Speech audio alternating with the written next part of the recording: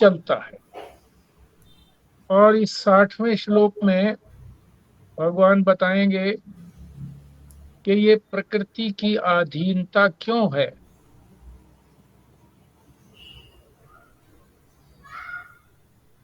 तो इसमें जो प्रमुख बातें हैं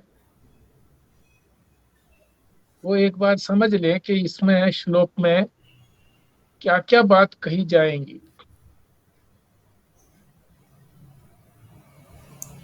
एक तो स्वभाव की बात बताई जाएगी कि स्वभाव जो है वो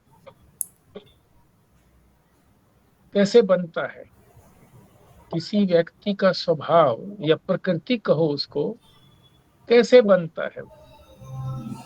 दूसरा एक शब्द आएगा रित। रित माने सत्य, मगर एक शब्द फिर उससे अतिरिक्त भी सत्य कहा जाता है। तो उसके लिए दो शब्द कैसे आए, तो उसके लिए बताया कि रित से तात्पर्य है कि जो संसार को चलाने के नियम हैं प्रकृति के, प्रकृति जिन नियमों के अधीन चलती है उनको रित कहा जाता है। वो भी बदले नहीं जा सकते। ये बात बताई जाएगी, इसे और विस्तार से समझेंगे।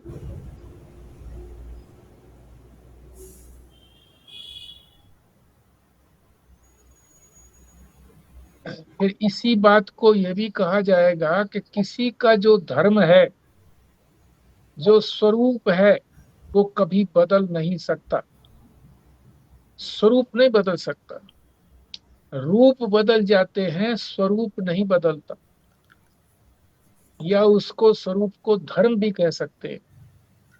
इसे भी और समझेंगे ठीक से।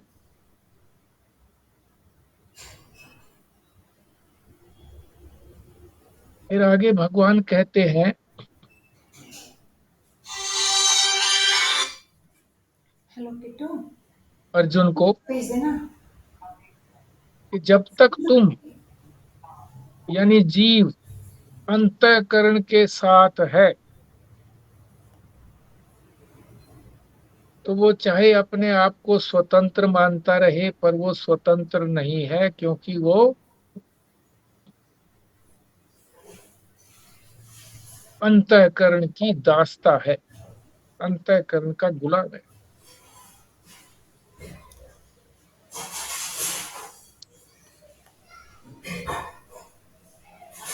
फिर आगे बताएंगे भगवान,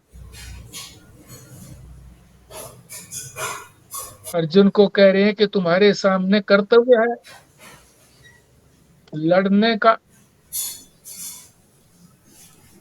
और तुम उसको छोड़ना चाह रहे हो। क्यों छोड़ रहे हो? ये मोह है, तुम्हारा मोह। मोह का तात्पर्य है अविवेक।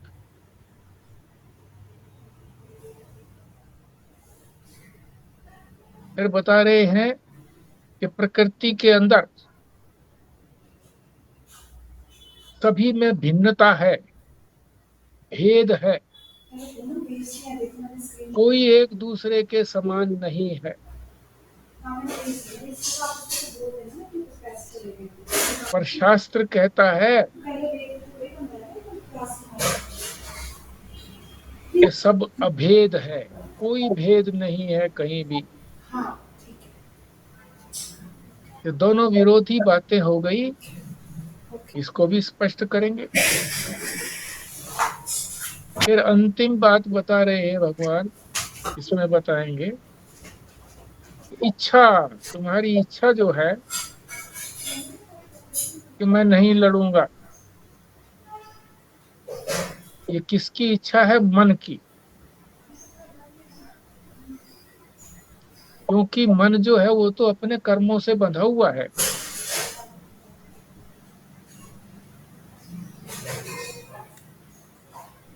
और प्रकृति की क्या इच्छा है?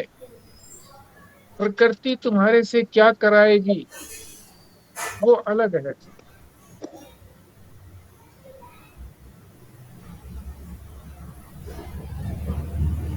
इसलिए तू उसके वश में हो जाएगा। प्रकृति के वश में है तू। जब तक जीव अंतःकरण विशिष्ट है, अंतःकरण के साथ जुड़ा हुआ है, चेतन, तब तक उसकी अधीनता में रहेगा ही। ये 5-7 पॉइंट जो है, मुख्य पॉइंट, इस सारे श्लोक के अंदर भगवान बताएंगे। इसको हम बड़े विस्तार से समझेंगे। पहली रीडिंग जब की गई इसकी, तो कोई विशेष सार नहीं लगा। जब इसको शांत मन से किसी दूसरे समय में इसको पढ़ा, अनेक सार इसमें उभर करके आ गए, अनेक सिद्धांत आ गए उभर के, अनेक रहस्य आ गए उभर के। तो हम उनको सबको समझेंगे। पहले पाठ, फिर अर्थ। स्वभाव जेन कौन्तेय निबद्ध स्वेन कर्मणा कर्तुम न इच्छा इच्छास यत मोहात करिष्यसि अवश न अपि तत्। हाँ जी, संजीव शर्मा जी। जी। स्वभावजेन कौन्ते निबद्ध स्वेन कर्मणा कर्तुं न इच्छसि यत् मोहात् करिष्यसि अवशः अपि तत्। बिमला जी।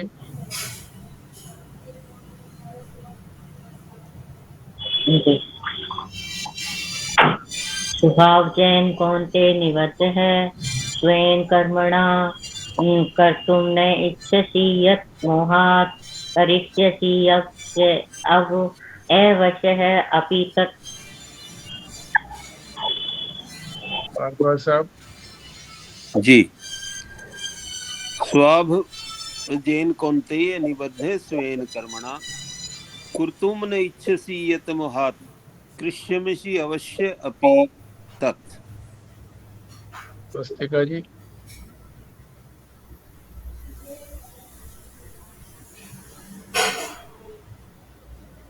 अर्थ समझते हैं जी। स्वभाव जैन कौन्ते, हे कुंती के पुत्र, स्वभाव से उत्पन्न, तो अपने कल से नहीं आना ना, है ना? स्वेन कर्मणा निबद्ध, अपने कर्म के द्वारा, स्वेन का मतलब अपने, कर्मणा अपने कर्म के द्वारा निबद्ध, जो तुम बंधे हुए हो,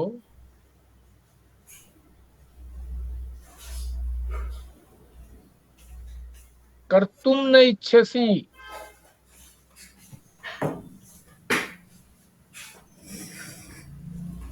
और इच्छा नहीं है तुम्हारी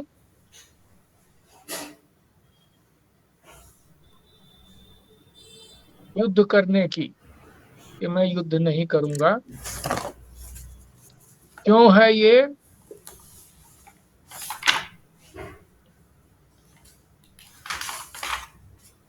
परवश हो,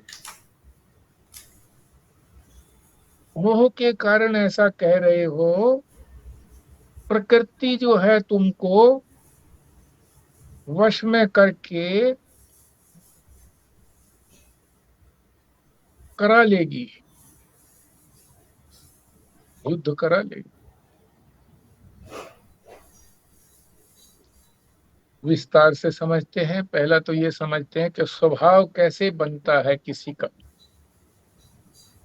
कहते हैं ना हम सभी, अरे उसका तो स्वभाव ऐसा है, उसका तो स्वभाव ऐसा है। और कई बार स्वभाव के स्थान पर प्रकृति शब्द भी बोल देते हैं, अरे उसकी तो ऐसी प्रकृति है, छोड़ो उसकी। कैसे बनता है ये स्वभाव?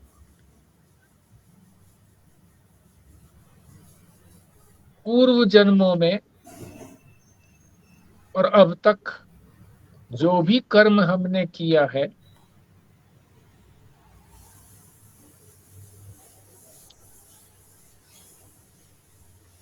वो क्रियान्वित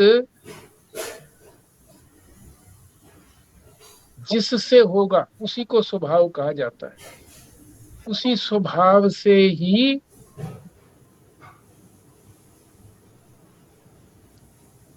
वो कार्य रूप में परिणित होगा।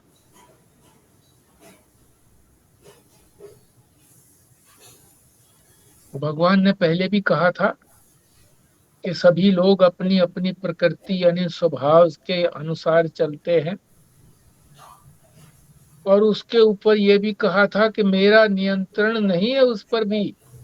प्रकृति जो कुछ चलाती है उस पर मेरा नियंत्रण नहीं है। अब ये भी समझना है कि क्यों नियंत्रण नहीं है। इसका मतलब ये है कि वो उससे ऊपर हो गई क्या प्रकृति? अरे नहीं, क्योंकि प्रकृति कहो माया कहो, माया जिस तरह से चलाती है सारे संसार को, यानी प्रकृति जो चलाती है सारे संसार को,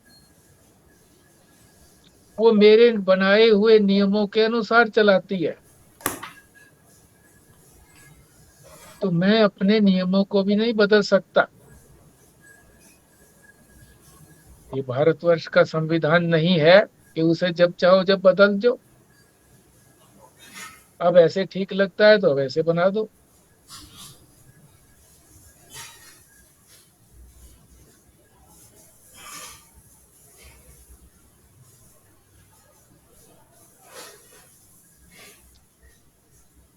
इसीलिए इन नियमों को रित कहा जाता है। इस शब्द को भी समझ लें। एक शब्द तो हमने अभी समझा था स्वभाव। ये स्वभाव कैसे बनता है? हमारे पूर्व जन्मों के कर्म और इस जन्म के अब तक के किए हुए कर्म, उसी से स्वभाव बनता है। उसी से हमारा सब काम, हम उसी के अनुसार चल के काम करते। और फिर दूसरी बात ये बताई कि प्रकृति के जो नियम हैं उनको मैं भी नहीं बदल सकता, भगवान कह रहे हैं। क्यों?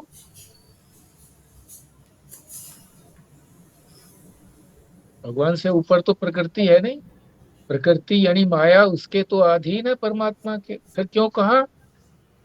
क्योंकि उसी ने प्रकृति को चलाने के लिए, माया इस सारे संसार को चलाती है, परमात्मा नहीं चलाता, माया चलाती है। पर उसके नियम जो है वो परमात्मा ने बनाए हैं।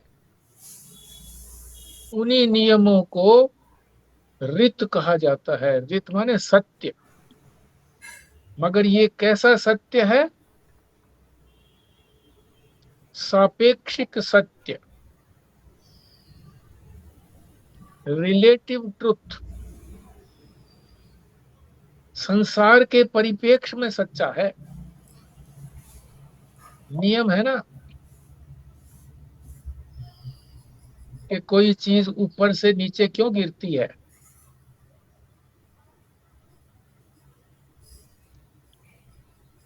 ये नियम बना दिया। तो इसके लिए ये नहीं है कि ज्ञानी अगर ऊपर मंजिल से छलांग ऊपर की तरफ लगाएगा तो वो ऊपर जाएगा, नहीं, नीचे गिरेगा। अपना जितना उसका वजन है उसी की स्पीड के अनुसार वो जा करके नीचे गिरेगा। रुई का एक खोआ गिरा दो, वजन कुछ नहीं होता, मामूली सा होता है, तो वो ऐसे ऐसे लहरता लहरता नीचे जाएगा। हमने देखा भी है कि जो आक की डोडी होती है जब वो पूरा पक जाती है तो वो छिटक जाती है, उसमें खुल जाती है वो, और उसमें से फिर उसके जो बीज हैं, बीज के चारों तरफ बाल से लगे रहते हैं। वो सारे वातावरण में ऊपर नीचे हवा के साथ डोलते रहते हैं।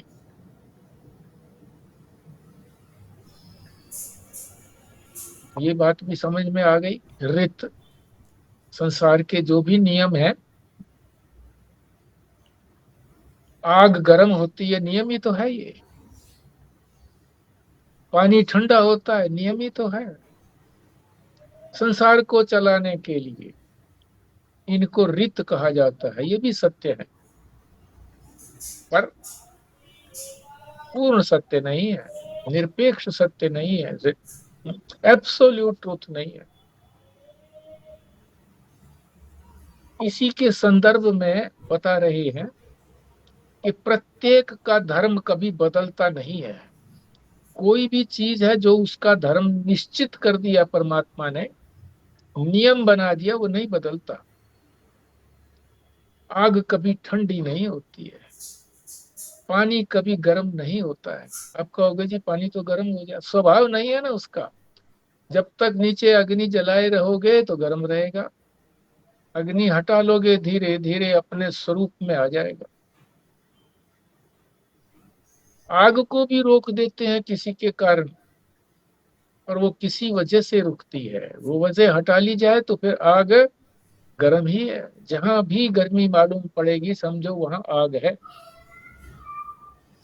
पृथ्वी में नीचे खोदते हैं तो वो गर्मी लगती है। क्यों लगती है? क्योंकि पृथ्वी में गर्मी है, नीचे गर्मी है तभी तो गर्मी लगती है, गर्म है। तो ये नियम है। तो कोई ये कहे जी अग्नि ठंडी क्यों नहीं होती, तो ये जो प्रश्न है ये व्यर्थ का प्रश्न है, नियम है। कोई ये कहे जी मृत्यु क्यों होती है, नियम है, जिसका भी जन्म हुआ है वो मरेगा। आत्मा के अतिरिक्त जो भी चीज है उसमें विकार आएगा ही, और अंत में वो नष्ट भी होगी, समाप्त भी होगी, नियम है।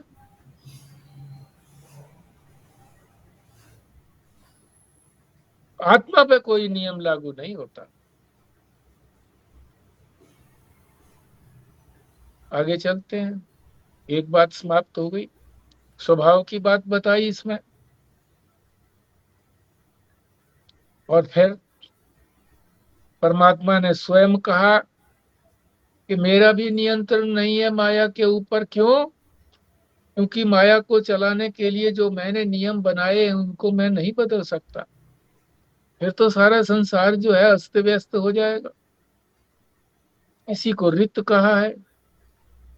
और प्रत्येक वस्तु का स्वभाव जो होता है वो बदलता नहीं है।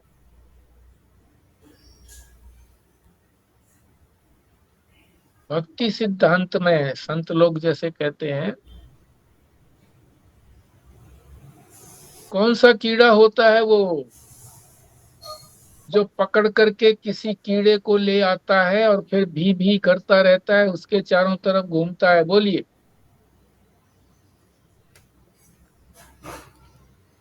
भवरा कह रहे हो क्या? भवरा। वैसे वो हाँ जी, तो संदीप शर्मा जी। भ्रंग। हैं? भ्रंग भृंग, भ्रंग। भृंग, भृंग, भृंग बोलते हैं उसको भक्ति वाले लोग, भृंग। क्या है वो कथन, क्या बोलते हैं उसके लिए?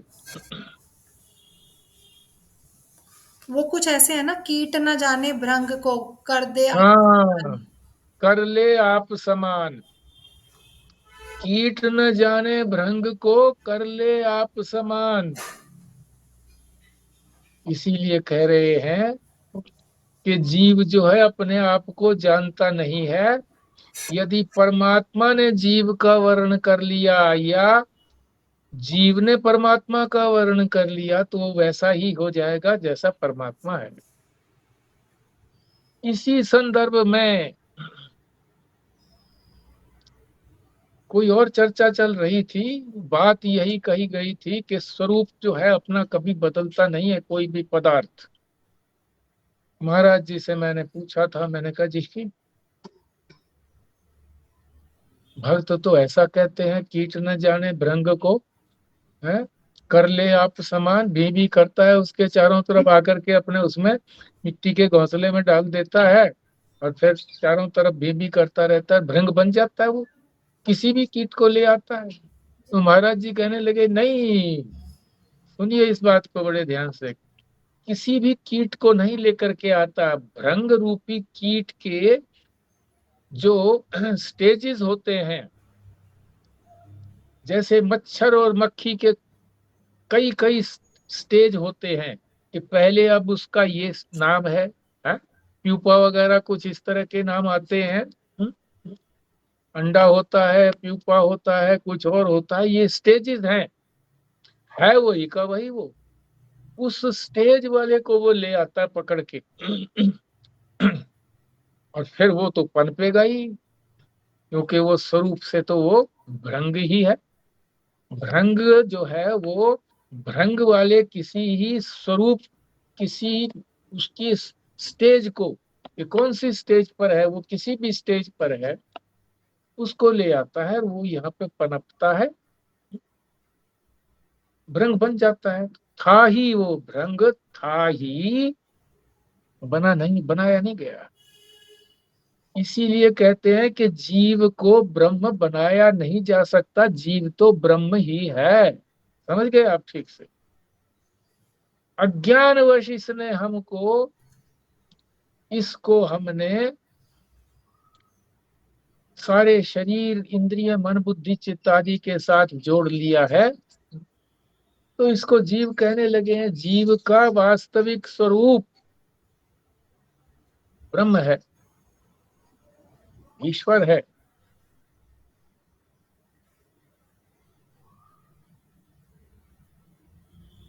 और इसका स्वरूप कभी बदलता नहीं है। रूप तो बदल ही गया, जीव बन गया।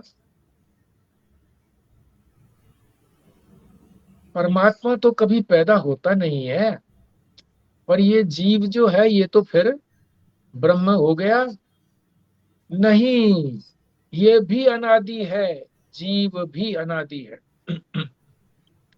शास्त्र में कहीं भी जीव को का जन्म नहीं बताया गया। परमात्मा का भी कहीं जन्म नहीं है, तो जीव का भी जन्म नहीं है। जन्म नहीं है तो मृत्यु भी नहीं है। उसकी संज्ञा आ जाती है, नाम आ जाता है उसका। जैसे व्यक्ति है एक जिसकी शादी नहीं हुई, इसको क्या कहते हैं? कुंवारा। अब शादी हो गई है, तो उसकी एक कहलाने लगी लड़की पत्नी, और ये लड़का था, ये हो गया पति। तो क्या बदल गए? लड़की बदल गई वो पत्नी बनने से? नहीं, लड़की तो लड़की है, न्यू क्यों है, संज्ञा बदल गई, नाम बदल गया, उसका पत्नी हो गया। और ये लड़का, ये भी वही का वही है, पति बन गया, इसका नाम रखा गया पति। पत्नी चली गई, मृत्यु हो गई, तो क्या वो पति रहा अब? नहीं, पति तो नहीं रहा। जो संज्ञा थी, नाम था, नाम तो मिथ्या होता है, वो चला गया। अब वो पति थोड़ा ही है कोई, वो तो वही मनुष्य का मनुष्य।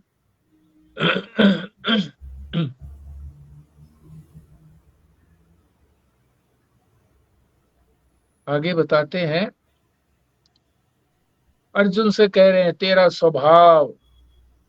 अब वो स्वभाव की बात पहले समझ में आई गई थी हमको, जो हमारे पूर्व जन्मों के कर्मों से और इस जन्म के कर्मों से जो हमारा स्वभाव बना है, प्रकृति बनी है। वो अर्जुन का क्या स्वभाव है, कौन सी जाति का है वो? क्षत्रिय जाति का। तो क्षत्रिय का हमेशा स्वभाव ये होता है कि किसी भी अनाचार को वो अपने बाहुबल से रोक देता है, रक्षा करना उसका कर्तव्य है।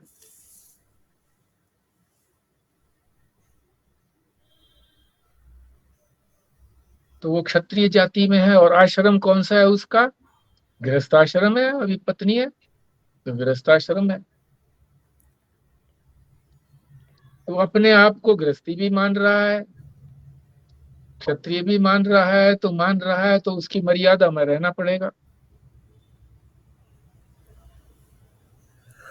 और तेरा स्वभाव भी जो है वो क्षत्रियोचित है स्वभाव, पूर्व जन्मों के कर्मों से बना हुआ है, इस जन्म के कर्मों से बना हुआ है अभी तक वाले। तो क्या स्वभाव है? शौर्य, शूरता वीरता दिखाना, तेजो, तेज, ये उसके सामने कोई टिक नहीं पाता। धृति, धैर्य, दारक्ष, दक्षता, दक्षता से लड़ता है।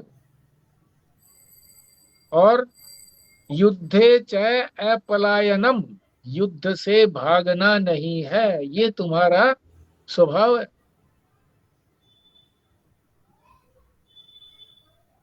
तो इसलिए तेरा भागना तो संभव है ही नहीं, स्वभाव के अनुसार करेगा तो।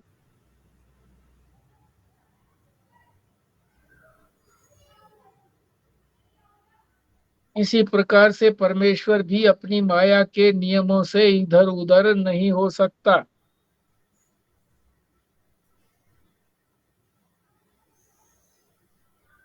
उसी प्रकार जैसे परमात्मा अपने नियमों से, प्रकृति के जो नियम है उनसे, उनको नहीं बदलता है, उसी तरह से अहंकार, जो हमारा अहंकार है, कैसे बना हुआ अहंकार? अंतःकरण का विकार है, अंतःकरण का ही तो है वो, मन बुद्धि चित्त अहंकार अंतःकरण का एक भाग है। वो कभी अंतःकरण से अलग नहीं हो सकता। जब अंतःकरण होगा तो अहंकार भी अवश्य होगा। इसीलिए प्रत्येक प्राणी में अहंकार है, प्राणी मात्र में, क्योंकि सबका अंतःकरण है।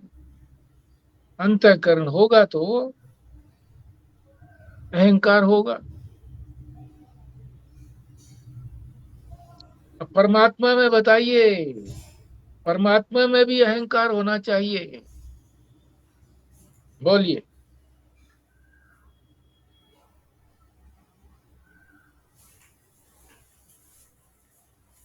एक महात्मा जाया करते थे वहां संन्यास आश्रम में, जो वार्षिक उत्सव होता था, बोलो बोलो, अरे बोलो बोलो, कई देर कहते रहते थे। तो बोलिए आप। जब परमात्मा उपाधि रूप से आएंगे तब तो अंतःकरण होगा, व्यवहार के लिए उनको चाहिए अंतःकरण। पर तत्व रूप से तो नहीं होगा, ब्रह्म में तो नहीं है। परमात्मा में अंतःकरण नहीं है। जब तक अंतःकरण रहेगा तो वो क्या रहेगा? अहंकार रहेगा और अज्ञान रहेगा। क्यों? अज्ञान का कार्य है, अज्ञान से ही तो बना है ये अंतःकरण।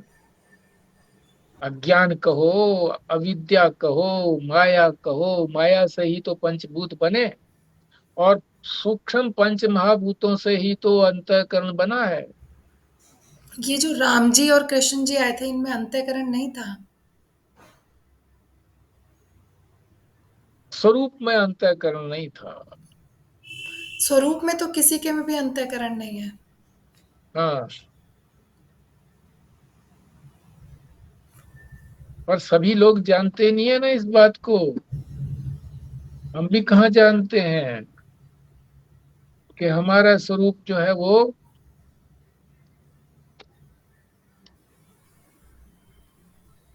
उसमें अज्ञान नहीं है, अंतःकरण नहीं है स्वरूप में, ये अविद्या का कार्य है। ठीक से नहीं जानते हैं, अपने आप को जीव ही जानते हैं।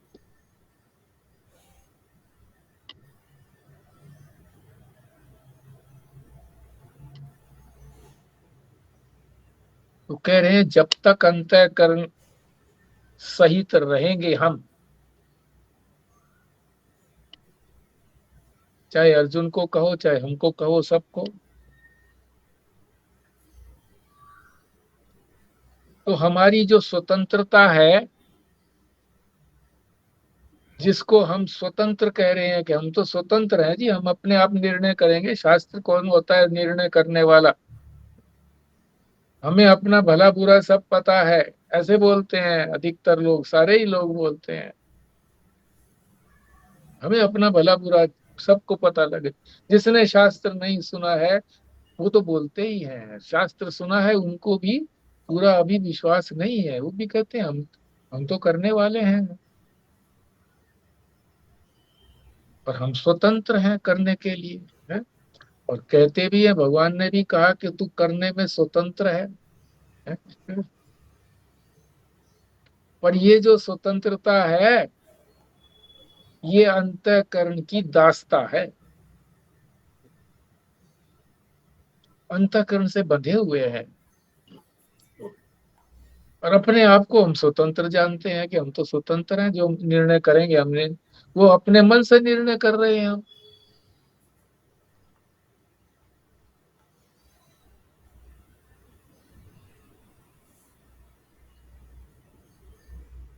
ये जो हमारा देह द्वय है, दो देह हैं, स्थूल देह और सूक्ष्म देह, जिसको देह द्वय, दो देह, इनके साथ वाला जो आत्म तत्व है, आत्म तत्व जब इनके साथ होता है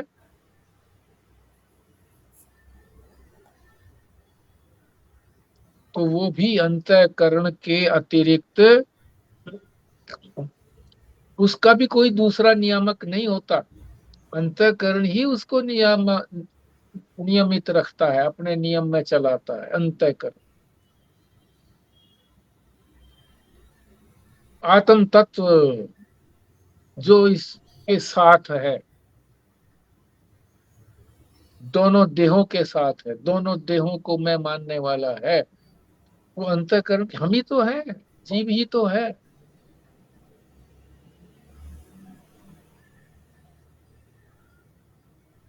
स्वतंत्रता किसको कहते हैं? अन्य के अधीन न होना ही तो स्वतंत्रता है, स्वतंत्र।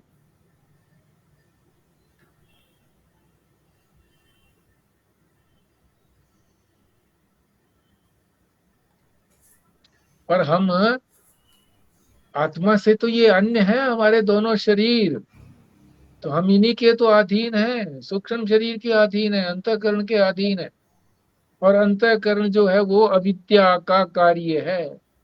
तो जब तक हमारे अंदर अविद्या की हालत है, अविद्या है जब तक हमारे अंदर, तब तक हम अंतःकरण और जो उसकी प्रकृति,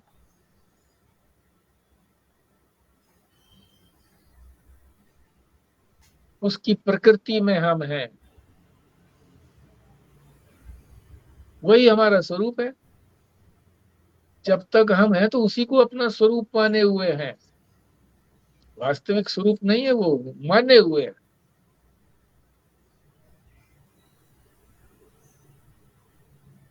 वो किसी दूसरे के अधीन नहीं है, वो उसी के अधीन है, बस अंतःकरण के।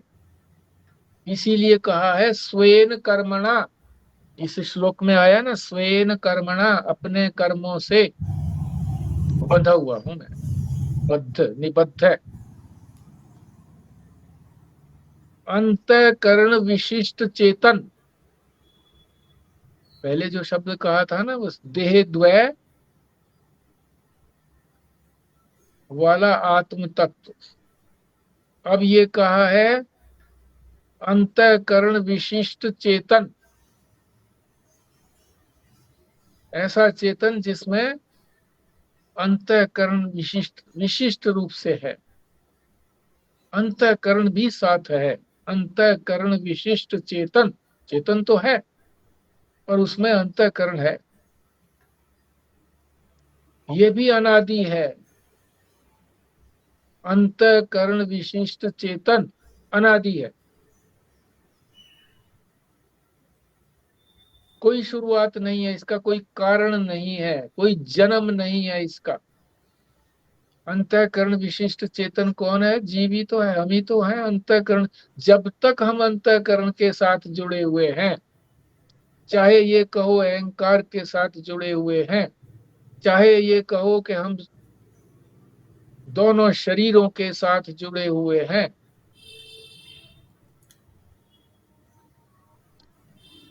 तब तक हम अपने कर्मों से बंधे हुए हैं, अपने स्वभाव से बंधे हुए हैं। अपने अपने कर्मणा स्वयं कर्मणा निबद्ध है। और ये अंतःकरण विशिष्ट चेतन जो है अनादि है, इसकी भी कोई शुरुआत नहीं है।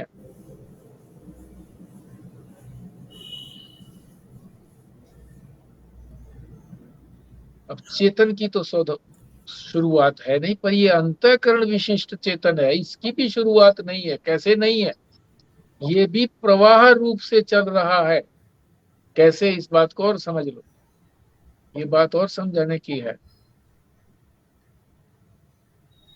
इसका जो प्रवाह है ये अनादि है, कभी रुकने वाला नहीं है। इसका फ्लो फ्लो बहाव। कैसे? गहरी नींद में, सुषुप्ति के अंदर अंतःकरण हमारा लीन हो जाता है। ऐसे ही महाप्रलय जब होती है, ये तो हो गई नित्य प्रलय। सुषुप्ति को हम नित्य प्रलय कहते हैं, रोज होती है ये प्रलय। कुछ भी तो नहीं रहता हमारा, है? न स्थूल शरीर रहता, न सूक्ष्म शरीर रहता, न अंतःकरण नहीं रहता।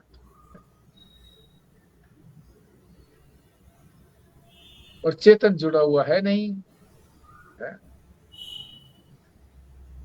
तो ये है नित्य प्रलय।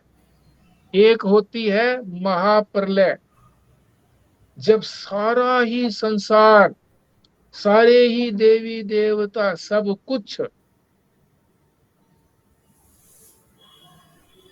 नहीं रहते, लीन हो जाते हैं।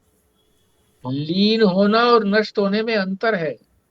लीन होने का मतलब ये है कि वो नष्ट नहीं हुए हैं।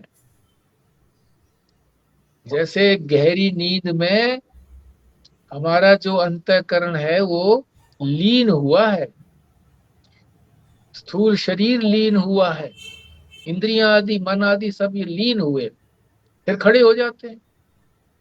इसी तरह से सब कुछ लीन हो जाता है महाप्रलय के अंदर।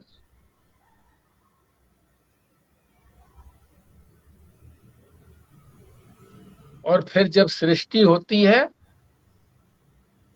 तो यूं का यूं सब कुछ खड़ा हो जाता है। अंतःकरण सहित जो आया था, अंतःकरण के साथ ही तो लीन हुआ था, अब वो अंतःकरण लिए हुए ही फिर सारा संसार बन जाता है।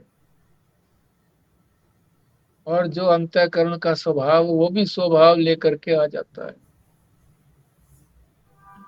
और ये प्रवाह अनादि है, ये प्रवाह कभी खत्म नहीं होता। जैसे नित्य प्रलय होती रहती है, रोज सुषुप्ति होती है, फिर जगते हैं, स्वप्न आता है। इसी तरह से महाप्रलय भी जब इसका समय पूरा हो जाता है, एक सर्ग का समय पूरा हो जाता है, तो महापूरी महाप्रलय हो जाती है। उसके बाद फिर उसी तरह से सृष्टि बनती है, फिर यूं के यूं सब खड़े हो जाते हैं। तो इसी तरह से जो अव्यक्त है, जब लीन हो गया ना, तो वो प्रगट नहीं है ना, अप्रगट है, अव्यक्त है, तो वो फिर व्यक्त हो जाता, प्रकट हो जाता है। इसी तरह से। हाँ जी। ये जो ज्ञानी है, क्या इसके लिए तो फिर अनादि नहीं रहा ना? जब ज्ञान अज्ञानी हो तक। गया, जब ज्ञान हो हाँ गया, फिर हाँ तो फिर तो मतलब अंतःकरण नहीं रहा ना? हाँ, नहीं रहा। फिर तो वो अनादि हो गया अंतःकरण। नहीं हाँ, अनादि, सॉरी, आदि हो गया, अंतःकरण अनादि, अंतःकरण समाप्त हो गया। समाप्त हो गया। अनादि थोड़ा ही है, नष्ट हो गया। नष्ट हो गया।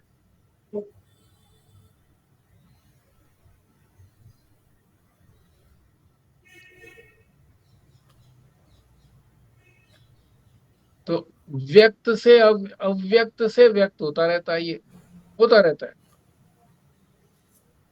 और हम जो है इस अंतःकरण को के साथ तादात्म्य कर लेते हैं। तादात्म्य का अर्थ होता है एकता कर लेते हैं कि मेरे मेरे उसमें कोई अंतर नहीं है, मैं ही अंतःकरण हूँ, इसलिए उससे स्वतंत्र नहीं है हम। जब एकता कर ली उसके साथ तो हम आजाद कहाँ रहे, हम तो अंतःकरण के ही अधीन हो गए। अब आगे बताते हैं मोह की बात, कि फिर तू जो कह रहा है कि मैं नहीं लड़ूंगा, तो मोह वश होकर के कह रहा है, मोह। एक बात बताएं जरा व्यास जी, अभी जो कह रहे हैं अंतःकरण नष्ट हो गया, हाँ जी। अंतःकरण नष्ट कैसे हो गया? अभी तक जब तक शरीर में तो है, बोध हो गया, ये बात तो ठीक है। हाँ बोध होने के बाद ऐसा हाँ। थोड़ी ना कि मन बुद्धि चित्त अहंकार सब खत्म हो गया उसका। हम्म। उनको स्वाद का भी एहसास होता है, दर्द का भी एहसास होता है, बट ये पता है कि मुझे नहीं हो रहा है, शरीर में हो रहा है। हम्म। वो तो आनंद की अनुभूति रहती है, हमेशा समाधि स्थिति में है एक तरह से। अंतःकरण नष्ट हो गया वाली बात इसलिए समझ में नहीं आती। क्या कोई उनको स्वाद, ये थोड़ी कि स्वाद का पता नहीं चलता है क्या, कड़वा है मीठा है ऐसा है कुछ पता नहीं चलेगा, या दर्द का एहसास नहीं होगा, वो तो सब होता है करके। बट बोध इस बात का है करके कि भाई ये शरीर को हो रहा है, मुझे नहीं हो रहा, ये बात तो है। हाँ, तो स्वाद का भी बोध जो है वो समझता है कि स्वाद का बोध किसको हो रहा है, जिसको सुख दुख का बोध किसको होता है, मन को। तो मन को ही हो रहा है स्वाद का भी बोध। जब उसने तो अंतःकरण मन से खत्म थोड़ी अपना, हो गया जी, मन थोड़ी चला गया करके। उसके लिए तो मन खत्म हो गया ना अंतःकरण, रहा कहाँ उसके लिए? उसके लिए अंतःकरण कहाँ रहा, उसके लिए कोई महत्व का नहीं रहा। अब जो उसका शरीर चल रहा है वो प्रारब्ध के वशीभूत होकर के चल रहा है, वो चला नहीं रहा, परमात्मा चला रहा है उसके शरीर को। हमें ये दिखता है कि वो शरीर है और उस शरीर के अंदर वो बैठा हुआ है, ऐसा हमको लगता है। व्यापक हो गया वो, आकाश रूप व्यापक हो गया। जैसे आकाश कहते हैं खाली जगह को, घड़ा है तो हम उसको कहते थे घटाकाश। मठ है मठाकाश, मठ का मतलब मकान, मकान में है तो हम कह देते हैं मकान का मठाकाश। और वैसे को कह देते हैं महाकाश। घड़े को यदि फोड़ दिया तो वो कहीं आना जाना थोड़े ही हुआ, उसका आकाश का वही था, पहले भी वही का वही व्यापक था। हमें लग रहा था कि घड़े की दीवारों ने उसको सीमित कर दिया। अब वो व्यापक तत्व हो गया है, ज्ञानी जो है। अब उसका उसके साथ कोई संबंध नहीं है किसी तरह से, वो भी शरीर को नहीं चलाता। प्रारब्ध वशीभूत होकर के, प्रारब्ध ही परमात्मा ने बनाया है, ये उसका ही दायित्व है। इस शरीर को चलाना वही चलाता है। हमको लगता है ऐसा कि वो चला रहा है।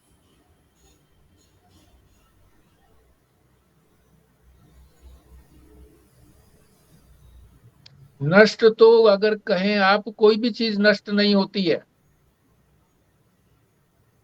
नियम है ये संसार का। ये नियम परमात्मा ने बनाया है, ये रित है, रित, रिलेटिव ट्रुथ है। क्या है? Matter can neither be created not destroyed by any chemical or physical means, it always changes its form. शक्ल बदल लेता है। अब जो ज्ञानी को का जो अंतःकरण है वो बाधित रूप से प्रतीत होता है, अब उसका बाध हो गया, मिथ्यात्व निश्चय हो गया कि वो है नहीं, मिथ्यात्व निश्चय बाध रूप से।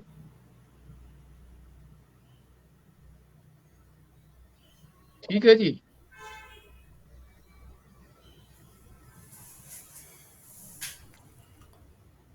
तो अब ये मोह के कारण जो है, अर्जुन कहता है कि मैं युद्ध नहीं करूंगा। इसी तरह से हमारे सामने भी जो कर्तव्य आया हुआ होता है तो कई बार हम कहते हैं ये तो मैं नहीं करूंगा।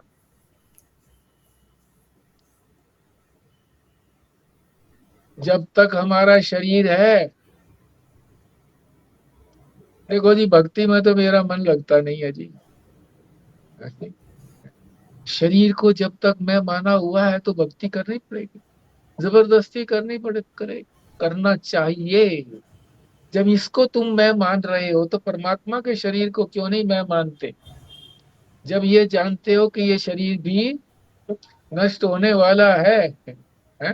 तो उसका शरीर भी कोई वास्तविक शरीर थोड़ा ही है, वो भी काल्पनिक शरीर है। शास्त्र ने कल्पना की है, वो इस मिथ्या कल्पना को हटाने के लिए सत्य कल्पना की है शास्त्र ने, कि इस बटिया को आप शिवलिंग कहिए या इसको विष्णु कहिए। तो कह रहे हैं जो तू ये निश्चय करता कि मैं नहीं लड़ूंगा, ये तू मोह के कारण कह रहा है, मोहित है। मोह माने विवेक न होना, अविवेक, अविवेक के कारण कह रहा है। अरे तू तो कुंती पुत्र है, कौनते कह रहा है, अविवेक से कुंती पुत्र होते हुए भी क्षत्रिय हूं, ये भी तू जानता है कि मैं क्षत्रिय हूं। धर्म युद्ध तेरे सामने खड़ा है, धर्म रूप युद्ध है। धर्म रूप कैसे कहा है इसको? ये लड़ेगा, शास्त्र ने कहा है तेरा काम यही है। शास्त्र ने ही तो वर्ण के लिए कार्य भी बताया, क्या क्या करना है। क्षत्रिय का कार्य यही है, देश रक्षा करना। तो जो आतताई हैं उनको मारना, ये तुम्हारा कर्तव्य है। ये कर्तव्य तुम्हारे सामने आता है, आया हुआ है, और तुम कह रहे हो मैं छोड़ रहा हूं, मैं नहीं करूंगा। तो आह्वान करते हैं भगवान, तुम कुंती के पुत्र हो। कुंती जो है अपने कष्टों से कभी घबराई नहीं है, इतनी विपदाएं आई हैं पर वो नहीं घबराई है कभी। उसका पुत्र होते हुए तुम क्षत्रिय जाति में उत्पन्न होते हुए भी, और धर्म युद्ध तू अगर लड़ेगा, जीत गया तो भोग भोगेगा, राज्य का भोग। और यदि मारा गया तो स्वर्ग में जाएगा सीधा। क्षत्रिय का धर्म है, पीठ नहीं दिखाता कभी भी, छाती पर ही जख्म लगते हैं, मरता है। तो ये धर्म युद्ध है। मोहवश कह रहे हो नहीं लड़ूंगा। कल्याण का मार्ग जो है, जिसको कहते हैं श्रेयस, श्रेय और प्रेय, एक प्रेय होता है जिसको हम, जो हमें अच्छा लगता है उसको कहते हैं प्रेय मार्ग, और जो श्रेय मार्ग होता है, कल्याण का मार्ग, वो अच्छा नहीं लगता हमको, मगर शास्त्र कहता है तेरे कल्याण का है। इसलिए इसका निर्णय कौन करने वाला है? शास्त्र ही तो करता है कि क्या श्रेय है तेरे लिए। तू नहीं जानता, तू अपने लिए भी नहीं जानता कि मुझे क्या करना चाहिए, क्योंकि तू अंतःकरण के घेरे में है। इसलिए युद्ध से अपलायनम, शास्त्र कहता है तुझे युद्ध से भागना नहीं चाहिए। अगर भागता है तो तेरा ये मोह है, अविवेक है? हम तो तुझे समझते थे कि तू बड़ा विवेकी है, पर ये तो तू बड़ा अविवेकी निकला, मोह में ग्रस्त निकला। फिर आगे कहते हैं, शास्त्र कहता है कि हर व्यक्ति जो है वो अलग अलग है।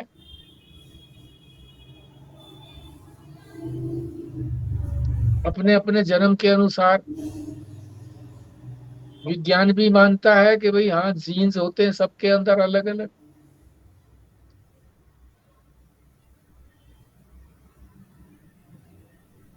पर आजकल जो है ना, लोग कहते हैं अरे भैया सब समान है, सब मनुष्य एक जैसे हैं। सब मनुष्य एक जैसे कैसे हो गए? कोई लंबा है, कोई छोटा है, कोई मोटा है, कोई पतला है। कोई गुस्से वाला है, कोई धैर्य वाला है, कोई बुद्धिमान है, कोई मूर्ख है, सब अलग अलग हो गए ना। तो शास्त्र किस लिए कहता है? शास्त्र ये भी तो कहता है कि कोई भेद नहीं है, सृष्टि में कोई भेद नहीं है। किस दृष्टि से कहते हैं? आत्मा की दृष्टि से कहते हैं कि आत्मा, आत्मा सर्वत्र व्यापक है, सब में आत्मा है, कोई भेद नहीं है। आत्मा की दृष्टि से अभेद कहते हैं। और सारा संसार जो समझता है वो किस दृष्टि से? वो समझता है कि मनुष्य मनुष्य सब बराबर, सबका धर्म एक होना चाहिए। शास्त्र कहता है कि धर्म सबका अलग अलग है। जब तक उस आत्म बुद्धि में नहीं पहुंचते तब तक धर्म बुद्धि को अपनाना है। धर्म बुद्धि, धर्म जो है वो आत्मा तक लेकर के जाएगी। क्या करना क्या नहीं करना, इसी को तो धर्म कहते हैं। ये यही तो शास्त्र है। धर्म बुद्धि, शास्त्र बुद्धि, तब तक उसी को अपनाना है। फिर आगे कहते हैं, शास्त्र ने बता ही दिया। इच्छा, किसकी इच्छा? इच्छा तो मन की वृत्ति है। और इसी से तुम लड़ना नहीं चाहते, मन की वृत्ति से ही। और मन जो है वो अपने ही कर्मों से बंधा हुआ है।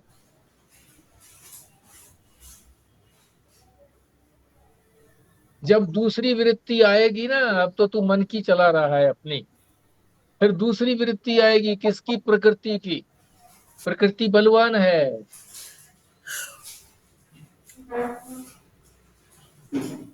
मन से, अंतःकरण से प्रकृति बलवान है। वो करा लेगी तेरे से जबरदस्ती, अवश्य। और युद्ध करोगे तुम,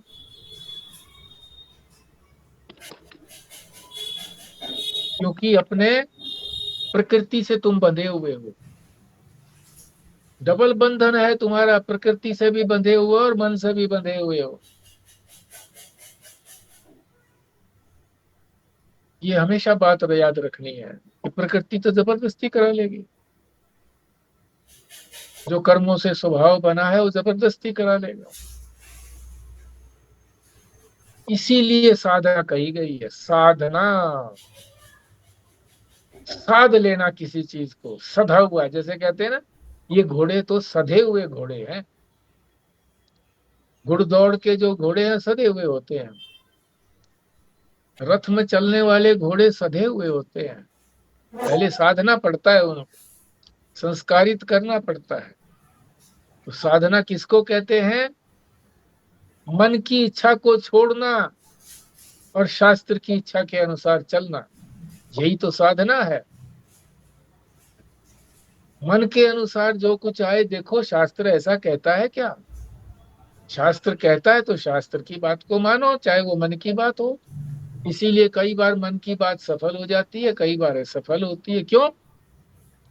कि शास्त्र के अनुकूल होती है तो सफल हो गई, शास्त्र के प्रतिकूल होती है तो असफल हो।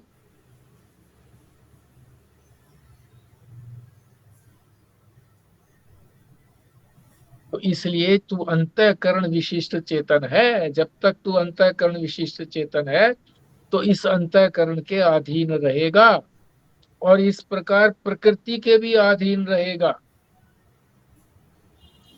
और जब तक तू प्रकृति के अधीन है तो जीव जो है, तू जीव ही तो है, तू प्रकृति के राज्य में ही बना रहेगा। जब तक उसके अधीन है तो उसी के राज्य में बना रहेगा, स्वतंत्र कैसे होगा?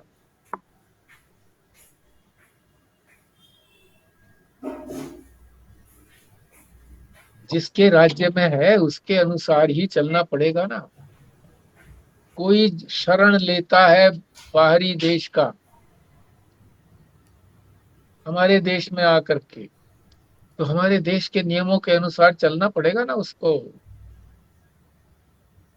अपना नियम नहीं चला सकता है।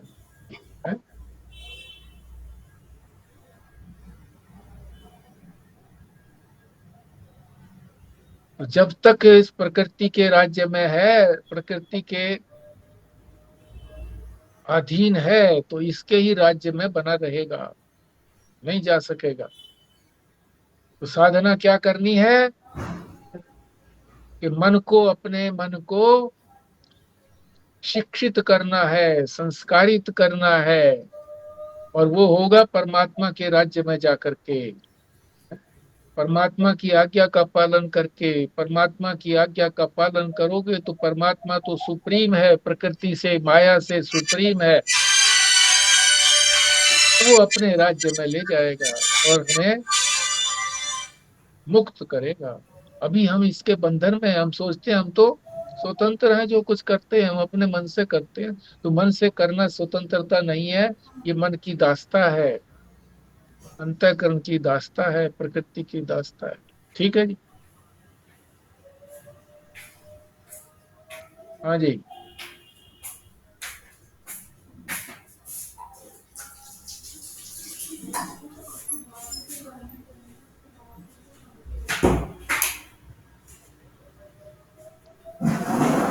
ये स्वामी जी का जो है ना, ये जो स्क्वायर जो बना हुआ है, ये अंधकार में हो गया, काला हो गया, तो ये क्या कारण है जी? आप लोग बता पाएंगे कुछ?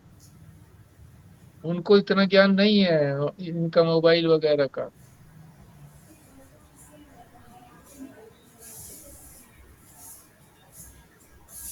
आप कहें भी चार्जिंग खत्म हो गई है, तो फिर ये नाम कैसे आ रहा है उनका? जुड़े हुए तो हैं।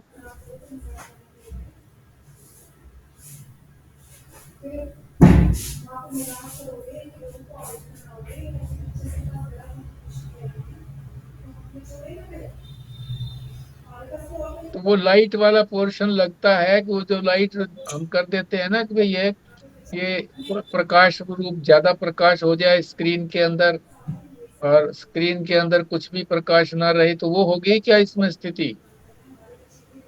ऐसा ही लग रहा है जी, ऐसा ही लग रहा है। इनकी स्क्रीन अच्छा, का ही स्क्रीन का अच्छा, चक्कर।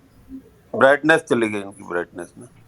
हाँ, ब्राइटनेस चलिए, ठीक है। अब ठीक हो गया जी। कैसे अब हो ठीक गया ठीक? कैसे? हो गया। आपका हो गया होगा ना? ठीक है। ये स्वामी जी का तो शिवराज लिखा हुआ आ रहा है, स्वामी जी है तो ये स्वामी जी का शिवराज ठीक है। लिखा हुआ आ रहा है। हाँ, कैसे अब ठीक फिर है? काला हो गया। हैं? बीच में ठीक हो गया था। हाँ, अच्छा, अब फिर काला हो गया। हाँ, मैंने तो बीच में इसको ठीक हो गया। काला ही देखा था, तो अभी तो काला ही है ना, अभी की स्थिति की बात हो रही है। चलो ठीक है। आपने कोई प्रश्न पूछना हो, किसी ने कोई शंका बतानी हो या खुद बताना हो स्पष्टीकरण कि हाँ ये बात हमको समझ में आ गई है, तो अनेक सारी चीजें, आज भी इतनी सारी चीजें आई हैं समझने की।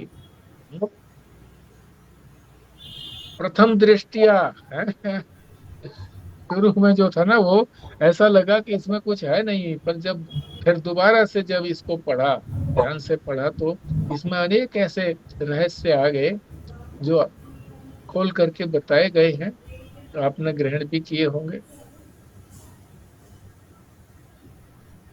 तो सारे जो रहस्य आते हैं उनको लिख भी लिया करो आप, थोड़ा बहुत हम कॉपी के ऊपर, फिर उनको फिर रिवाइज करो, अपने मन में चिंतन करो कि हाँ ये कैसे कैसे है, बात समझ में आ गई कि नहीं आ गई। फिर अगर वो धूमिल हो जाती है तो फिर पूछ सकते हैं उसी को। तो कॉपी पेंसिल साथ में होनी चाहिए, या बाद में लिख लें थोड़ा समय, 5 मिनट 7 मिनट उसमें लगा करके, या किसी समय फिर पुस्तक देख करके भाई हाँ ये चीज तो समझ में नहीं आई है, या ये समझ में आ गई है, तो इस ये ठीक समझ में आई है कि नहीं आई है।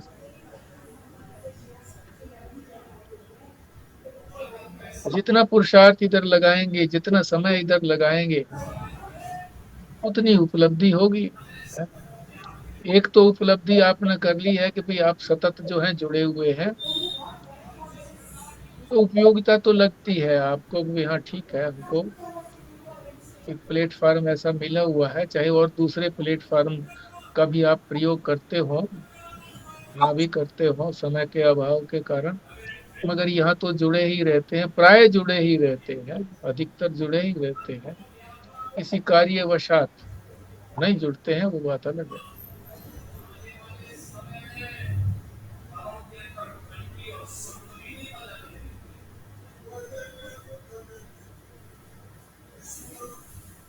ठीक है जी, फिर भारद्वाज साहब करिए आप पूर्णाहुति।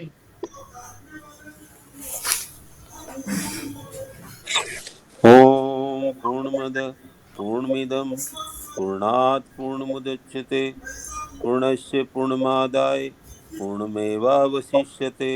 ओम शांति शांति शांति। नारायण जी नारायण। नारायण। नारायण।